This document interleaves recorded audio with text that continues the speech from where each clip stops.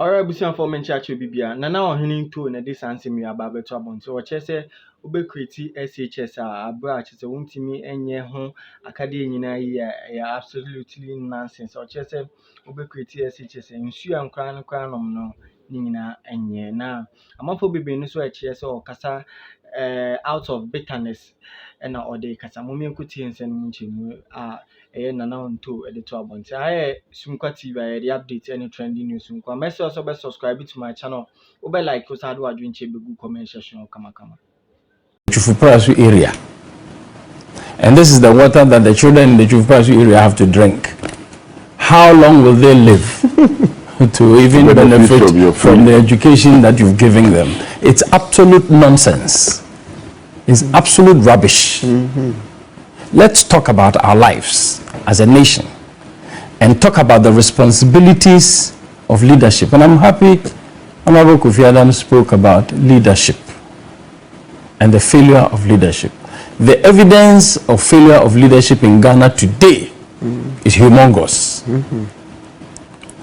Every single aspect of our lives you go to open to discuss, there's a crisis. And people in MPP, people in political circles, people in political parties who want to be voted want Ghanaians to behave as if all of us are stupid and they are the wisest people. They are the people who know everything because they have political power. I don't think so. I think it's my friend Martin who said the fact that you become a political leader doesn't suddenly make you wise. And make you suddenly knowledgeable more than everybody else simply because you have power today. So tomorrow if you leave office, then you also become stupid. Like all of us who are not in power. But really that's not the point. Alfred, this matter of Galamsey, I have said it. And I'll preface my submission with that statement again.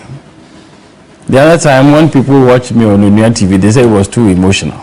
Oh, you were perfect. It's not about So now I have tried and I would deliberately let me bring this. A philosopher once said that the thing just hit me. The thing just hit me. You are corrupt. Please, there's nothing like emotional. The thing hit me so hard and now I want to go non-emotional. But let me repeat the same words. If MPP wins this upcoming election under the current circumstances of corruption, of galamsey, and of economic mismanagement and hardships, Ghanaians are finished. They will never respect Ghanaians anymore. They will become more and more impudent and brazen in whatever. The arrogance of power will be totally uncontrollable. Flee. And I am repeating it. I am not by this statement saying NDC clear obviously is the better choice. I believe we need an independent. But we are talking about the people who have their hands on the levers of power today. The other time I said the president is not a man of honor and somebody said I had insulted him. I have not insulted him. I am saying it again. President Akufo-Addo is not a man of his word.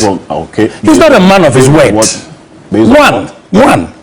He told Alanche Martin at Legon 2007, once I become president and I'm leaving office, I will support you, I will help you. He has done the very opposite. Thank you. And done everything to undermine Alanche Martin's effort, first of all to become candidate for MPP, secondly to become president of Ghana. That's a conversation we can have. No, but I'm telling you what I know. Let me speak. Secondly, and the biggest one is this Galamsey matter. That if I am not able to fight Galamsey, I will be ready to put my presidency down. The president has failed to fight Galamsey. He has failed to put his presidency down. He is not a man of his word. He is not a man of honor. This is not an insult. If you consider this an insult, well, I'm sorry about that. If anybody considers this an insult, then we are not ready to live with principles in this country. We will live with sentiments and bootlicking, and it will get us deeper into the mess that we find ourselves.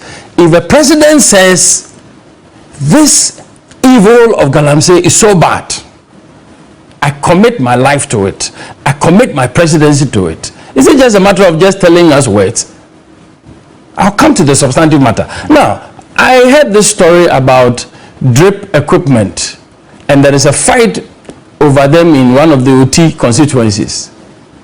Equipment that have been brought recently by the government to try and help improve rural roads.